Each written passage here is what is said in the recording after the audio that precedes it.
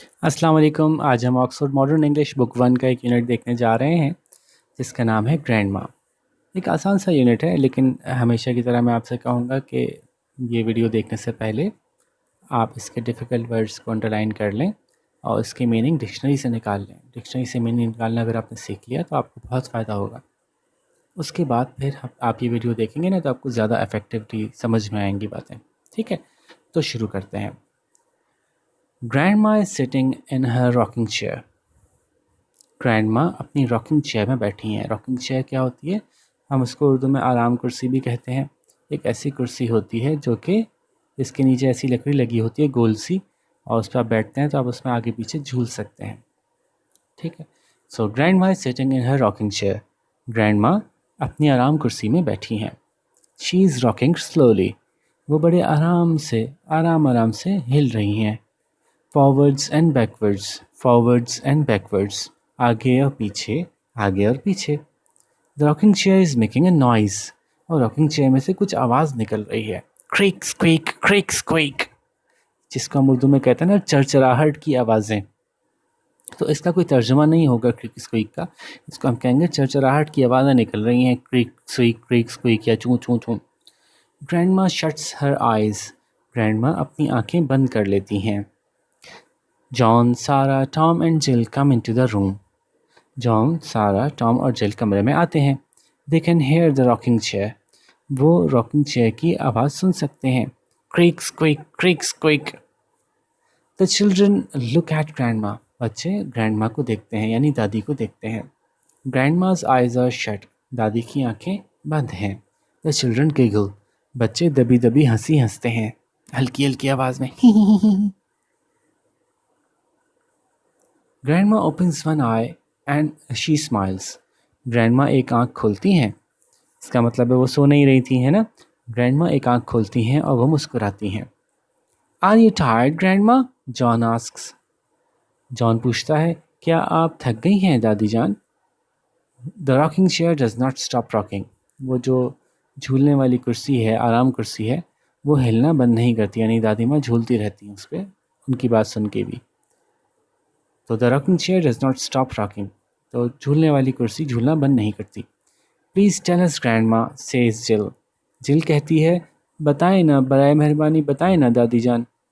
What can we do, हम क्या करें, हम क्या कर सकते हैं अभी।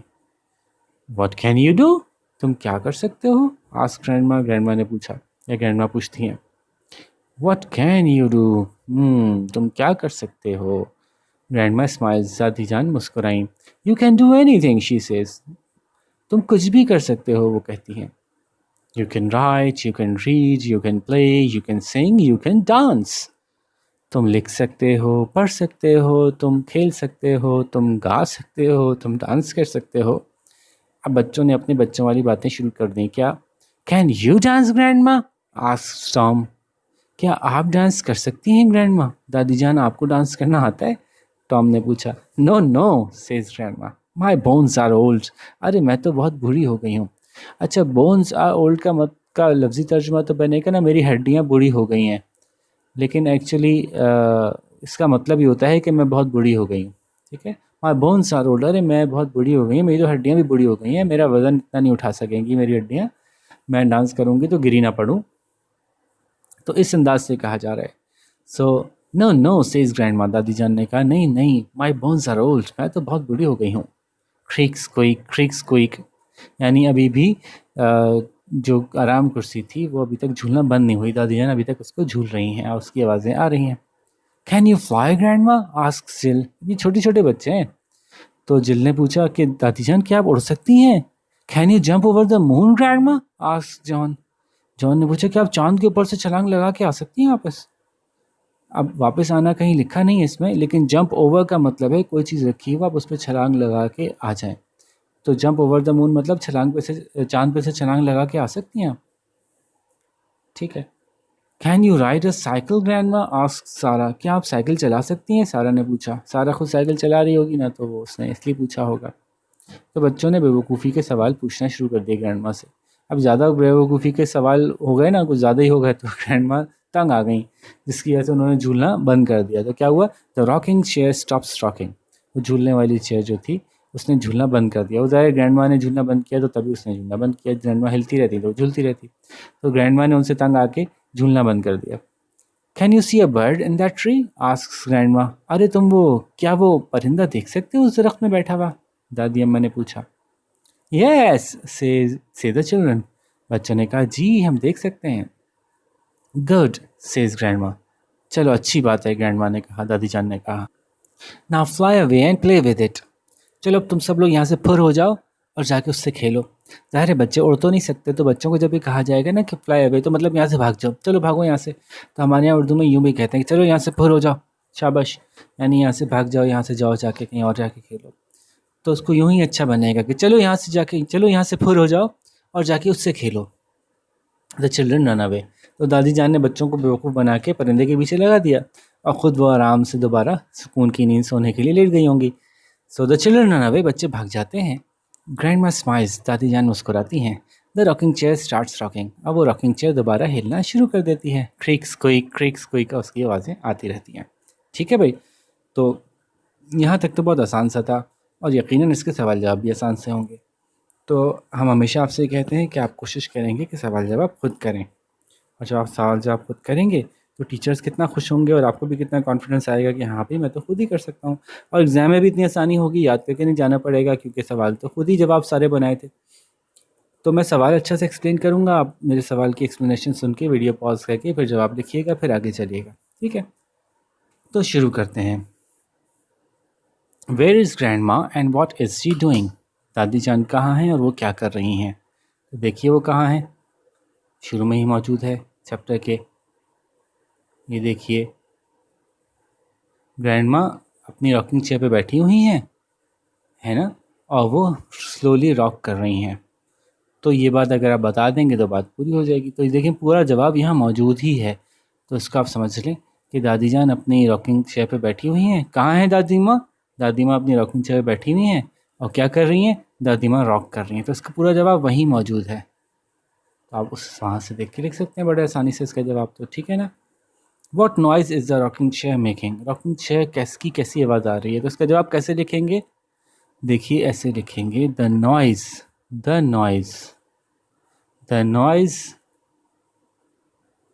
That the rocking chair is making, वो आवाज़ जो रॉकिंग चेयर में से आ रही है वो क्या है। और फिर आप आगे आवाज़ का नाम लिख दीजिएगा, और जो उन्होंने लिखा हुआ है, क्या लिखा हुआ है, क्रीक स्क्वीक टाइप की कुछ लिखा हुआ है ना, वो आप शाबाश खुद से लिख दीजिएगा। अब पॉज करके जवाब लिखिए, फिर हम आगे चलते हैं। Question number C, what noise do other things make, और दूसरी चीज़ों की क्या आवाज़ आ रही है। या यूँ समझ लें कि पूछना चाह रहे हैं what noises do the other things make, दूसरी चीज़ों की आवाज़ें कैसी आती हैं। तो अब ये सवाल इस चैप्टर में से नहीं है, बल्कि आपके ख़्याल में और दूसरी चीज़ें भी कुछ आवाज़ें निकालती होंगी, तो उनकी साउंड्स के बारे में बता दीजिए। तो एक आध के बारे में बता देता हूँ, बाकी आप खुद सोच के लिखिए। जैसे कि आप ये कह सकते हैं कि कुछ जानवरों की आवाज़ें बता सकते हैं, है ना, कि फ़लाना जानवर ऐसी आवाज़ निकालता है, फ़लाना जानवर ऐसी आवाज़ निकालता है। जैसे कि आप कह सकते हैं कि जी जो आपका मुर्गा होता है वो कुकड़ू करता है, तो आप इंग्लिश में कैसे करेंगे इसको, दी कॉक क्रोज कॉक-a-doodle-doo, है ना। तो ये आवाज़ निकाली जाती है मुर्गे के लिए। तो कैट्स के लिए कह सकते हैं द कैट म्याऊज़, ठीक है। तो ये लिख सकते हैं आवाज़ों के नाम लिखने हैं बस यहाँ पे। तो इस तरह से, जैसे मैं मिसाल के तौर पे दे रहा हूँ, इसका आंसर होगा द कैट म्याऊज़, द कॉक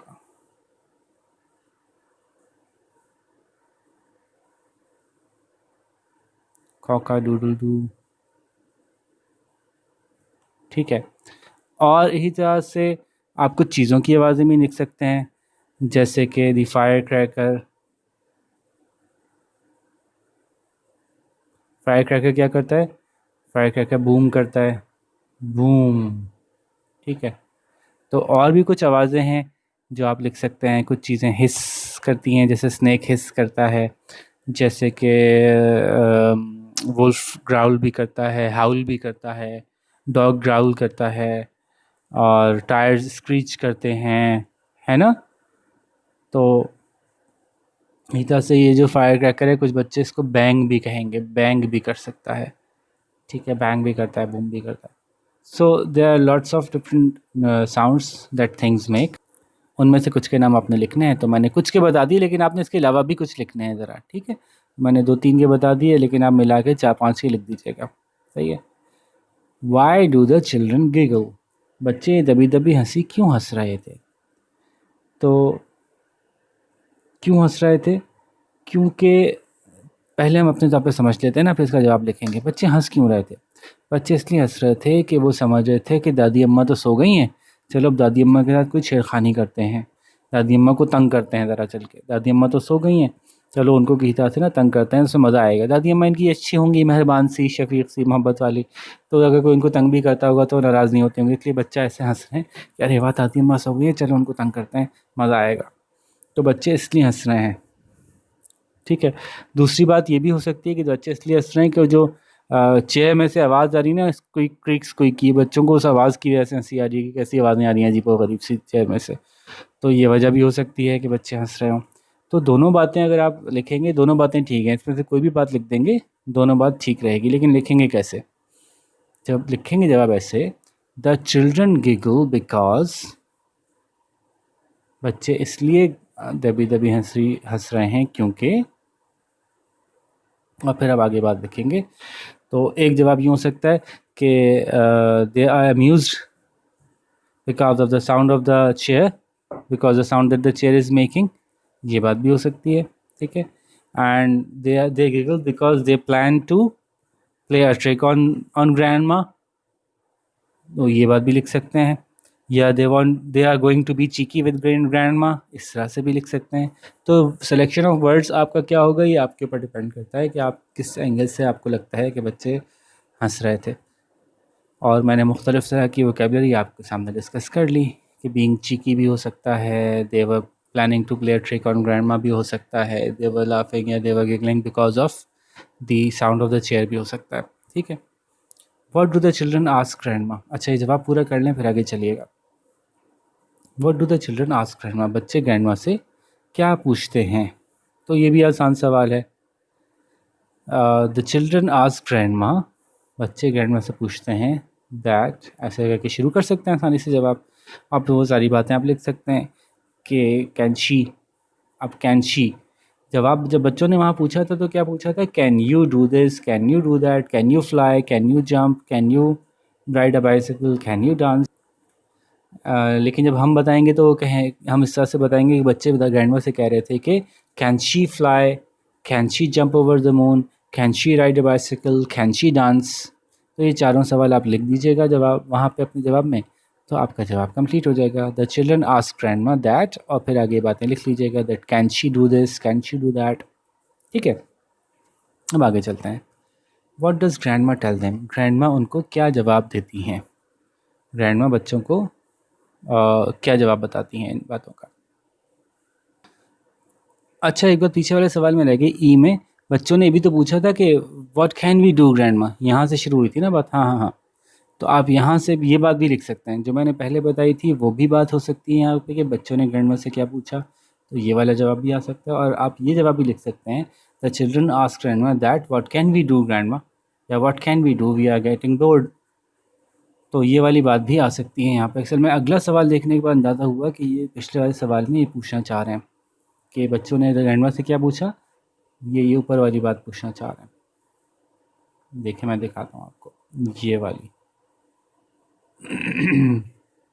तो व्हाट कैन वी डू, सही है। The children ask grandma that what can they do. अब जब हम यहाँ पर रिपोर्ट करेंगे और इन्वर्ट कॉमर्स के बगैर बताएंगे तो हम कहेंगे व्हाट कैन दे डू, वो क्या कर सकते थे, ठीक है। तो जवाब में फिर अगला सवाल आता है कि ग्रैंडमा ने क्या जवाब दिया। What does grandma tell them, grandma उनको क्या जवाब देती हैं? तो हम जवाब लिखेंगे grandma tells them, grandma tells them. तो grandma tells them that they can do a lot of things, grandma उनको कहती हैं कि वो बहुत कुछ कर सकते हैं। वो कौन कौन सी चीज़ें हैं? दैट दे कैन राइड, अब यहाँ यू नहीं आएगा बल्कि दे आएगा। They can ride, they can play, they can sing, they can dance, ठीक है, ये जवाब बन जाएगा इसका। इसका जवाब लिखिए, फिर हम आगे चलते हैं। Question number G, why do the children run away? बच्चे क्यों भाग जाते हैं?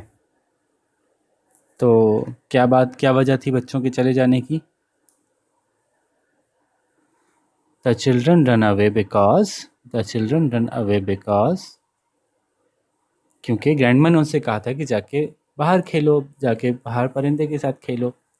तो the children run away because, अब ग्रैंडमा ने कहा था तो ग्रैंडमा आस्क्ड देम, ग्रैंडमा ने उनसे कहा था कि बाहर जाएं, गो आउटसाइड, समथिंग कुछ इस तरह से बनेंगे, जो मैं अल्फाज आपको बता रहा हूँ, आप लोग मिला के बनाइएगा। ठीक है, और जाके खेलें, खेलने को प्ले कहते हैं। तो अब इसको मिला के देखते हैं आप कैसे जवाब बनाते हैं। ठीक है भाई, तो ये हो गए सवाल जवाब, इतने आसान से थे। तो लेट्स सी कि आप में से कौन ज़्यादा अच्छे इसके जवाब लिखता है। ठीक है बच्चों, तो उम्मीद है बात समझ में आ गई होगी। अब हम आपसे ज़्यादा चाहेंगे किसी और अच्छी से लेसन के साथ आपके साथ मुलाकात होगी। अपना ख्याल रखिएगा। अल्लाह हाफ़िज़।